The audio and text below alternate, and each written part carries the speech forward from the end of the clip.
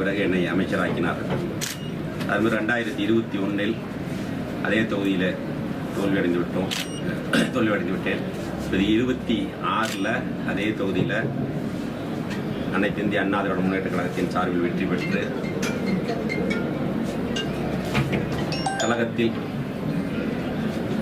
கழகத்தினுடைய பொதுச் செயலாளர் அவர்கள் உங்களுக்கு தெரியும் என்ன நடந்ததுன்னு, ஆட்சி அமைப்பதில் யாருக்கும் தனி மெஜாரிட்டி இல்லாத நேரத்தில் திராவிட முன்னேற்ற கழகத்தோடு சேர்ந்து ஆட்சி அமைக்க வேண்டும் என்று கருத்தை கூறியதால் 25 சட்டமன்ற உறுப்பினர்கள் ஒரு தனிக்குழுவாக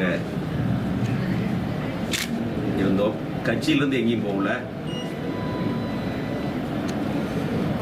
தமிழக வெற்றி கழகத்திற்கு நம்ம சப்போர்ட் பண்ணலான்னு சொல்லி சொன்னோம். அதில் ஏற்பட்ட கருத்து வேறுபாடுகளால் மாவட்ட செயலாளர் பதவியிலிருந்து எடுத்துட்டாங்க. அதுக்கப்புறம் ஏற்பட்ட கருத்து வேறுபாடுகளால் இன்றைய தமிழகத்தினுடைய முதலமைச்சர் தளபதி அவர்களுடைய தலைமையை ஏற்று கழகத்தில் கழக பொதுச் செயலாளர் மாண்புமிகு அமைச்சர் ஆனந்த் அவர்கள் முன்னிலையில் கழகத்தில் இணைத்துக் கொண்டோம். அதன் பிறகு நேற்று தமிழக முதலமைச்சர் அவர்கள் பனையூர் அலுவலகத்திற்கு எங்களெல்லாம் வரவழைத்து உரிய மரியாதை கொடுத்து சால்வை அணிவித்து எங்களை கௌரவித்தார்கள். இன்று கரூர் மாவட்டத்திற்கு வந்து கிழக்கு மாவட்ட கழக செயலாளர் குளித்தலையில் அவருடைய அலுவலகத்தில் அவரை சந்தித்தோம். கழக நிர்வாகிகளை சந்தித்து மேற்கு மாவட்டத்தில் மாவட்ட கழக செயலாளர் பாலு அவர்களையும் அவருடைய அலுவலகத்தில் சந்தித்து அவருக்கு சால்வை மதி அவர்களை சந்தித்து சால்வை அணிவித்தோம். கழக நிர்வாகிகள் இப்போ இளைஞர்கள் எல்லாம் இருந்தாங்க. எல்லா நிர்வாகிகளையும் பார்த்தோம். தொடர்ந்து வெற்றி கழகத்தோடு தமிழக வெற்றி கழகத்தோடு இணைந்து மாவட்ட கழக செயலாளர் மற்றும் மற்ற நிர்வாகிகளோடு இணைந்து என்னோடு அனைத்து இந்திய அண்ணா திராவிட முன்னேற்ற கழகத்தில் வந்து இணைந்தவர்களும் சேர்ந்து கழக பணியாற்றி வருகின்ற சட்டமன்ற தேர்தலில் கரூர் இடைத்தேர்தலில் தமிழக வெற்றி கழகம் மிகப்பெரிய மகத்தான வெற்றியை பெறுவதற்கு பாடுபடுவோம் என்று கூறி இந்த நல்லாட்சி தொடர வேண்டும். தமிழகத்தினுடைய முதலமைச்சர் அவர்கள் ஒரு ஊழல் இல்லாத ஆட்சியை, ஒரு வெளிப்படைத்தன்மையான ஒரு ஆட்சியை தமிழகத்திற்கு கொடுக்க வேண்டும் என்று சொல்லி அதற்கான நடவடிக்கைகளில் ஈடுபட்டிருக்கிறார். அதன் அடிப்படையில் என்னோடு வந்த நிர்வாகிகளும் இங்கே இருக்கக்கூடிய நிர்வாகிகளும் இணைந்து சிறப்பாக செயல்பட்டு இந்த இயக்கத்தினுடைய வெற்றிக்காக பாடுபடுவோம். தமிழக முதல்வர் கரூர் வருகைக்கு இந்த ஏற்பாடு எப்படி இருக்கு? 10ஆம் தேதி வர்றதாக சொன்னாங்க. நேற்று அங்கே என்கிட்ட மாவட்ட செயலாளருக்கு பேசின நேற்று இப்போ தான் வந்திருக்கிறோம். 10ஆம் தேதி மாண்புமிகு முதலமைச்சர் அவர்கள் கரூர் வருகையில் இருக்கிறார். அதற்கான ஏற்பாடுகளை சிறப்பாக செய்து அந்த பணிகள் மும்முரமாக நடைபெறும். ஒரு நாள் வரலாம், 2 நாள் வரலாம். அது எனக்கு நேற்று அங்கே இருந்து எனக்கு தெரியல. ஒரு நாளாக 10ஆம் தேதி மட்டும்தான் சொல்லியிருக்காங்க. 10ஆம் தேதி மட்டும் சொல்லியிருக்காங்க. கவர்மெண்ட் ஃபங்க்ஷன் இருக்குது, இது இருக்கிறதுனால கூடி சீக்கிரமே உங்களுக்கு வந்து அதோட டீட்டெயில் கொடுப்பாங்க.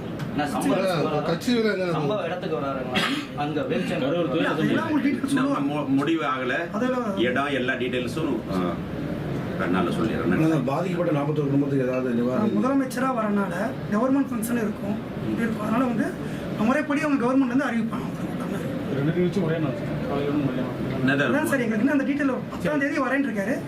வர்றது கன்ஃபார்ம். அதனால நிகழ்ச்சி மக்கள் சந்திப்பு நிகழ்ச்சி இருக்கு. சந்திப்பு இருக்கு. பாதிக்கப்பட்டாங்க தான் அந்த டீட்டெயிலாக அவங்க சொல்லுவாங்க. இப்போ கரூர் மாவட்டத்தில் எத்தனை இடத்துல தளபதி வரவேற்பு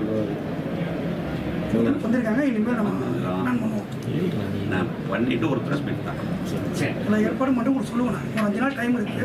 ஒரு தலைவர் வர்றதுக்கு அந்த ஏற்பாடு பண்ணிட்டு இருக்கோம். முடிச்சு உங்களுக்கு எல்லாமே மறுபடியும் உட்காந்து சொல்லிடுவோம்.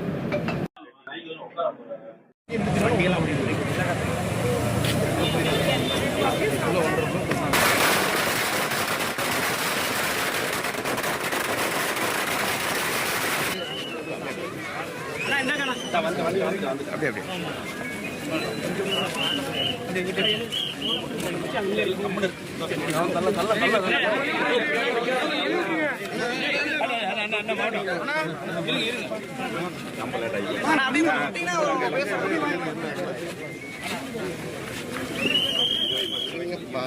ஸ்பேஸ் விட்டாலும் பண்ண முடியும். ஒரு கேமரா வந்து ஒரு ஃபோனில் விட தேவையில்லை.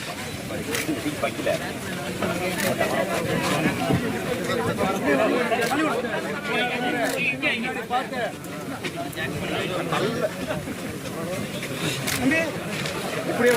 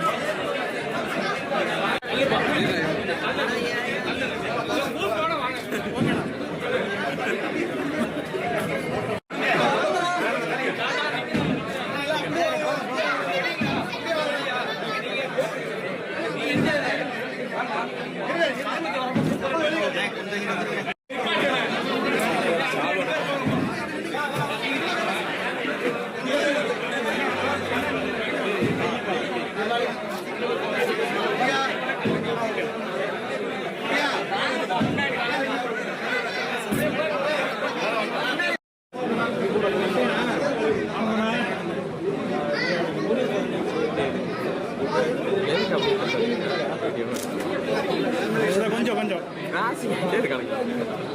அண்ணா ஓகேண்ணா கொஞ்சம் கொஞ்சம் சைடுலப்பா.